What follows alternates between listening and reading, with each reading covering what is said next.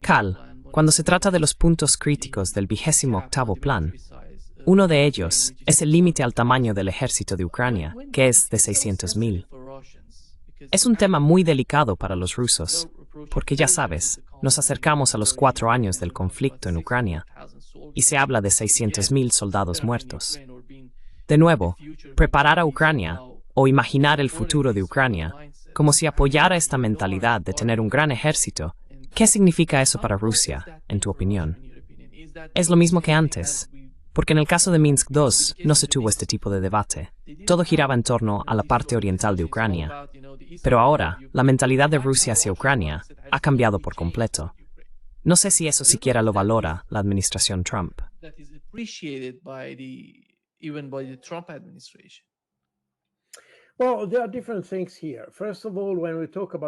Bueno, hay diferentes cosas aquí. En primer lugar, cuando hablamos de las cifras, se suponía que 600 era una reducción de las fuerzas, y he visto diferentes números. No estoy seguro de que la gente lo entendiera. Además, tenemos que decir que, al parecer, existen diferentes versiones de este plan de 28 puntos.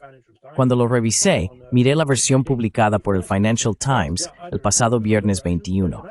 Pero hay otras versiones. Hay otra que fue publicada por una diputada ucraniana, Gosyarenko, que difiere significativamente de la versión estadounidense.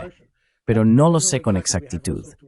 También tenemos que reconocer y probablemente admitir que esos documentos no son definitivos, sino que probablemente sean documentos de trabajo, como los llamados non-papers, que se utilizan para desarrollar ideas, argumentos y cosas por el estilo.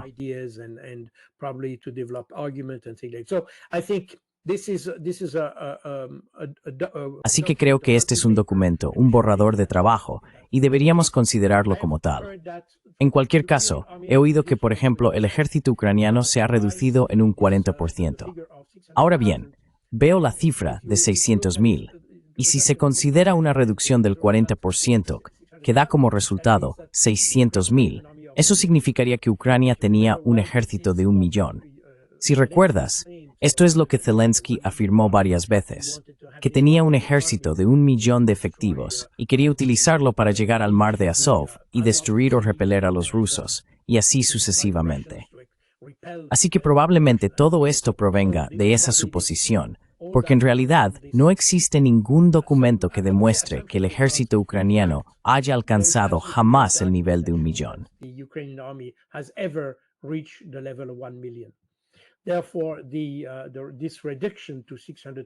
Por lo tanto, esta reducción a 600.000 es para mí una completa fantasía.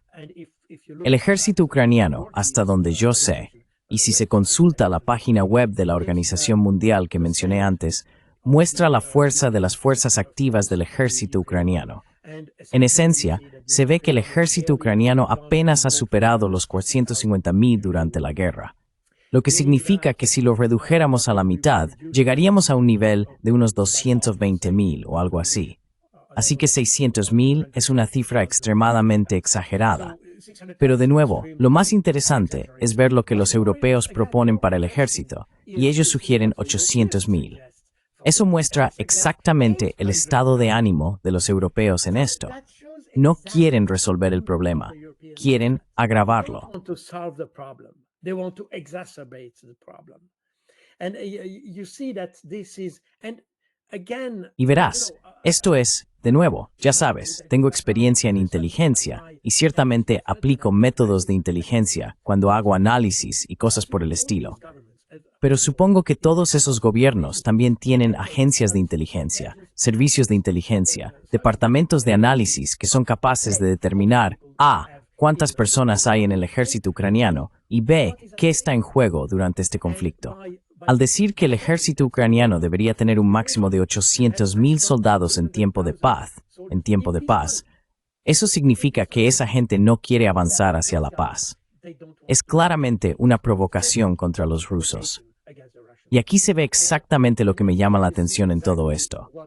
El espíritu, el ánimo, la mentalidad de quienes se supone que deben ayudar a resolver una crisis. De hecho, no tienen absolutamente ninguna intención de resolverla. to solve the crisis. On the contrary, they want to exacerbate it. And that's, I think, Al contrario, quieren agravarlo, y eso me parece sumamente preocupante. Así que esto es lo que puedo decir sobre esas cifras. Están claramente exageradas. No sé cuál debería ser el número correcto. Además, hay algo que debemos mencionar, porque este documento, como dije en mi opinión, y dado que existen diferentes versiones, tengo la firme sensación de que es solo un documento de trabajo. Pero por cierto, creo que hablamos de los activos congelados hace unas semanas o algo así. En cualquier caso, en la discusión sobre los activos congelados, el primer ministro belga dijo, bueno, ¿cómo podemos definir qué hacemos con esos activos?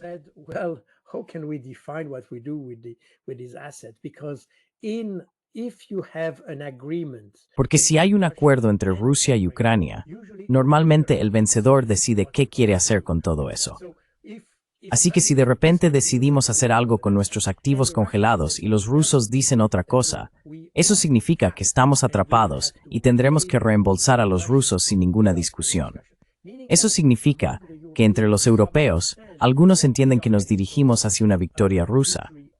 Y en ese caso, los rusos definirán exactamente cuáles son las condiciones.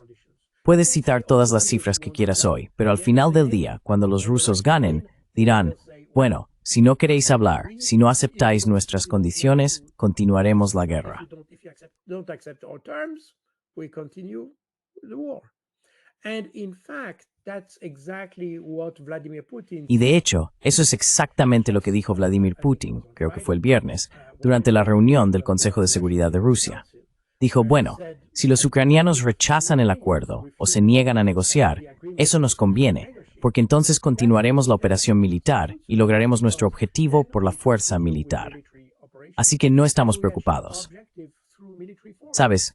Toda la lógica detrás de estos acuerdos y de las condiciones establecidas por los europeos se basa en la suposición de que los rusos están perdiendo mucho más que los ucranianos.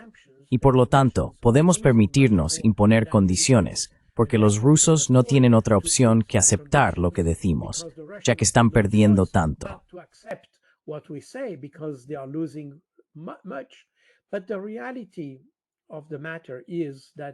Pero la realidad del asunto es que, y creo que todo el mundo lo sabe ya, quiero decir, no los periodistas, no los políticos, no las llamadas élites políticas de Europa. Si hablas con profesionales de verdad, aquellos que tienen, digamos, una comprensión sólida del conflicto, de la inteligencia y de cosas por el estilo, todos entienden que Ucrania está perdiendo mucho más que los rusos. No podemos decir exactamente cuál es la proporción de pérdidas, pero sin duda los ucranianos están perdiendo más que los rusos. Sin duda están perdiendo más vidas que los rusos. Sin duda están perdiendo más equipo que los rusos. They are definitely losing more equipment than the Russians. They are definitely losing more territory than the Russians. Definitivamente están perdiendo más territorio que los rusos, y cosas por el estilo. Es decir, los rusos no hay, y eso es exactamente, por cierto, lo que dijo Donald Trump en el breve video que mostraste. Zelensky no tiene cartas. Los europeos no tienen cartas. Así que, cuando no tienes cartas, deberías hacer todo lo posible por atraer a los rusos al acuerdo, no hacer que el acuerdo resulte poco atractivo. Porque al final, eso es exactamente lo que dice Putin. Bueno, si ellos no lo quieren, entonces para nosotros si continuamos la operación militar, nos parece bien, porque podemos permitírnoslo. Y ahí es donde se ve esta debilidad intelectual que tenemos en el conjunto de la política europea. European polity at large. Coronel, de algún modo, lo que está ocurriendo en Ucrania refleja el mismo tipo de mentalidad que está tomando forma en Europa, la militarización de Europa. Porque si uno está interesado en tener un Estado ucraniano soberano, ya sea en la parte occidental o central de Ucrania, hay que tener en cuenta a esos 800.000 soldados. ¿Cómo se puede alimentar a este ejército? ¿Cuál es el plan? Porque el futuro de Ucrania no va a ninguna parte con este tipo de mentalidad.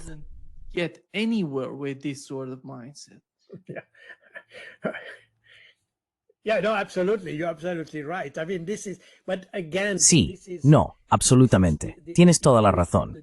Quiero decir, esto es, pero de nuevo, esto es, ilustra la ilusión en la que viven los europeos. Hoy tenemos que admitir que los estadounidenses se han dado cuenta de que la guerra no puede continuar así, porque de lo contrario perderán a lo grande.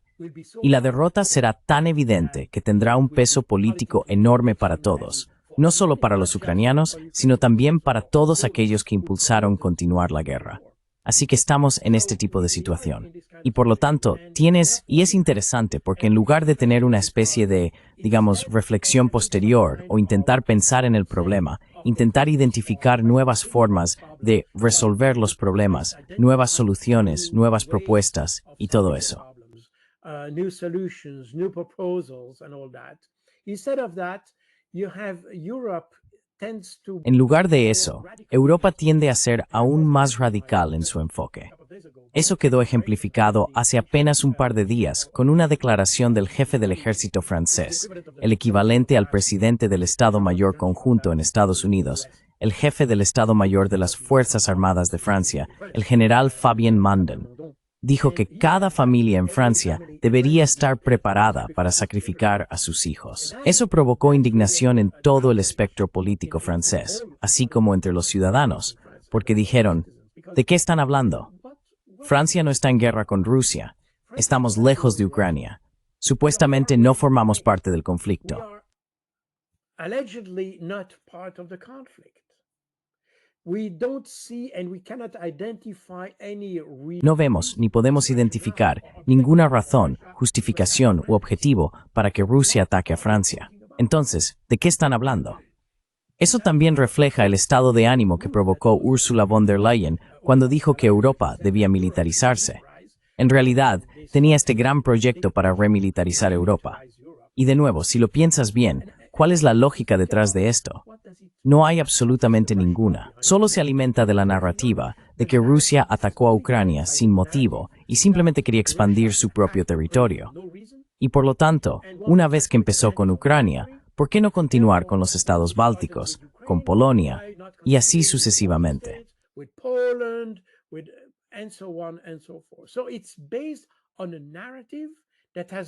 Así que se basa en una narrativa que se desarrolló exclusivamente en Occidente, una que los rusos nunca han mencionado de ninguna manera. Y además, los rusos han explicado explícitamente por qué entraron en Ucrania. Pero como nadie quiere reconocer las verdaderas razones de la intervención de Rusia, por supuesto, si se excluye eso, entonces quedan todo tipo de otras explicaciones. Recrear el imperio zarista, la Unión Soviética, lo que se quiera. Y ahí es exactamente donde estamos. Es extremadamente inquietante, porque de nuevo, yo vengo del ámbito de la inteligencia estratégica. La inteligencia estratégica es precisamente el área de la inteligencia que asesora a los responsables de la toma de decisiones.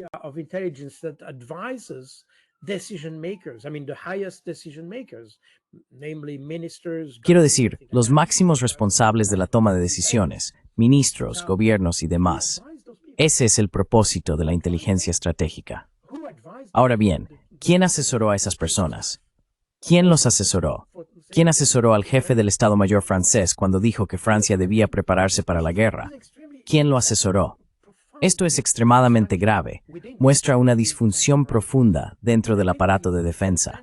La incapacidad de comprender la amenaza tal como es en realidad. Y podemos ampliar esto diciendo que hemos subestimado a Rusia durante años. Y sin duda, en los últimos 3 años hemos subestimado gravemente las capacidades rusas. Hemos subestimado su capacidad de combate.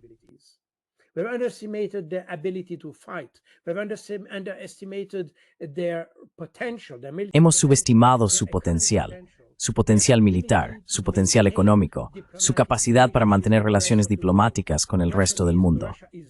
Rusia no está aislada en absoluto.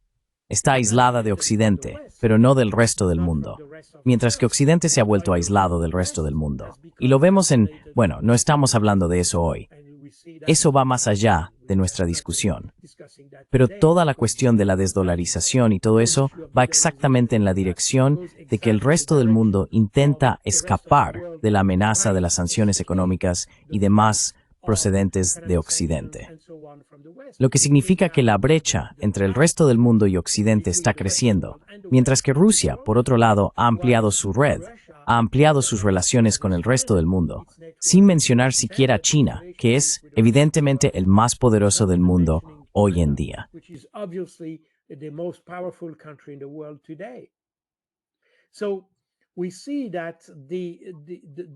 Así que vemos que Occidente ha subestimado constantemente a Rusia y al resto del mundo, incluida China, por cierto.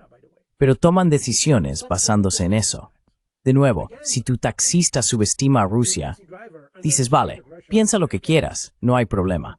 Pero cuando los responsables de las decisiones estratégicas cometen ese tipo de error estratégico, subestimar a un país como Rusia, entonces hay que decir que algo va mal. Hay una disfunción profunda dentro de nuestros estamentos en general, porque debe de haber alguien en todo el sistema que diga, espera, vamos en la dirección equivocada. Pero en Europa no parece que eso afecte a la lógica que hay detrás de las decisiones económicas o políticas. Y en Europa, por supuesto, se puede añadir un factor adicional, un factor que complica las cosas.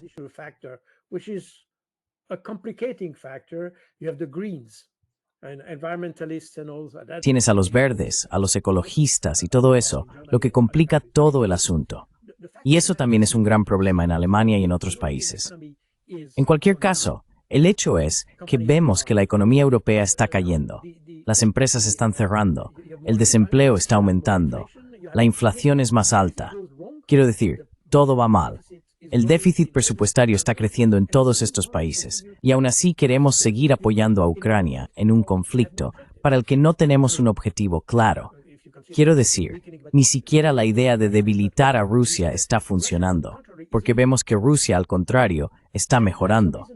Y esa es la razón por la que en marzo de este año, también se menciona en el acuerdo de 20 puntos, por cierto, se suponía que las sanciones debían suavizarse para Rusia.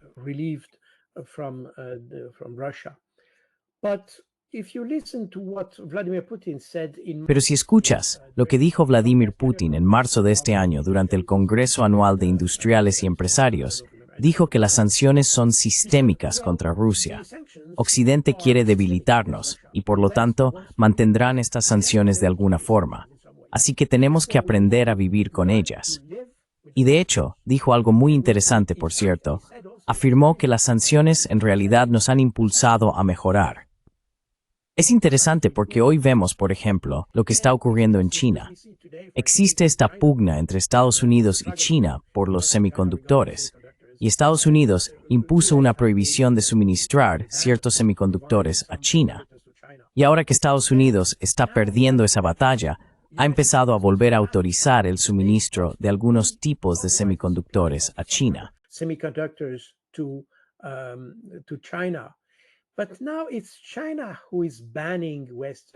Pero ahora es China la que está prohibiendo los semiconductores occidentales. ¿Por qué?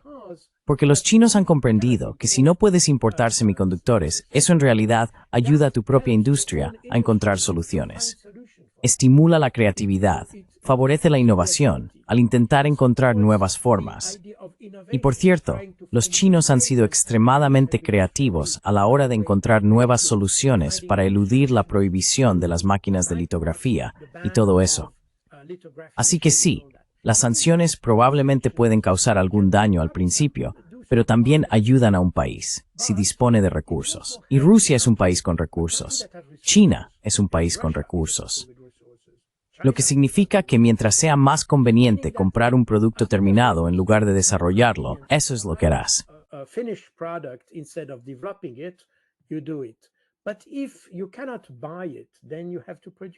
Pero si no puedes comprarlo, entonces tienes que producirlo. Y eso es un estímulo para la economía, para la industria, para la investigación y el desarrollo. Así que en realidad, Rusia se benefició de las sanciones. No se puede mirar las sanciones solo superficialmente. Hay que entender cuáles son sus implicaciones. Y los rusos, y Vladimir Putin en particular, han comprendido claramente que las sanciones no son un castigo, sino una oportunidad. Eso fue exactamente lo que dijo en marzo de este año. Que cuando se intenta presionar a Rusia para que acepte un acuerdo incómodo con Ucrania, diciendo, bueno, levantaremos las sanciones, no funciona así. Russia said, well, we're not very interested. Rusia dijo, bueno, no estamos muy interesados, porque hemos desarrollado otras herramientas, hemos desarrollado otras soluciones. Y de hecho, las sanciones están estimulando nuestra economía. En realidad, están teniendo un efecto positivo. Podemos ver que en el lado occidental hay una comprensión extremadamente simplista de las relaciones con Rusia, y también con otros. No se limita a Rusia. Quiero decir, mencioné a China solo como ejemplo, pero en realidad, la relación entre Europa y China es exactamente la misma. La relación entre Estados Unidos y China sufre del mismo problema. Tendemos a subestimar las capacidades de los demás. We tend to underestimate the capabilities of others. We tend to look at the problems just as face values. Tendemos a mirar el problema solo a primera vista y por lo tanto ignoramos lo que realmente está en juego detrás de él. Mientras tanto, si viajas a Rusia o China, verás que la gente está extremadamente bien educada. El nivel medio de las personas es muy alto, mucho más alto que en Occidente, por cierto, y probablemente mucho más alto que el de nuestros líderes políticos. Eso no es difícil, por cierto. Así que vemos que estos países tienen un enorme potencial y, por lo tanto, no se les puede atraer con medidas simplistas. Hay que ir más allá. Y eso es exactamente lo que muestra este plan. Por esa razón, creo que los rusos lo han entendido. Por cierto, eso también fue lo que dijo Vladimir Putin el viernes al Consejo de Seguridad Nacional.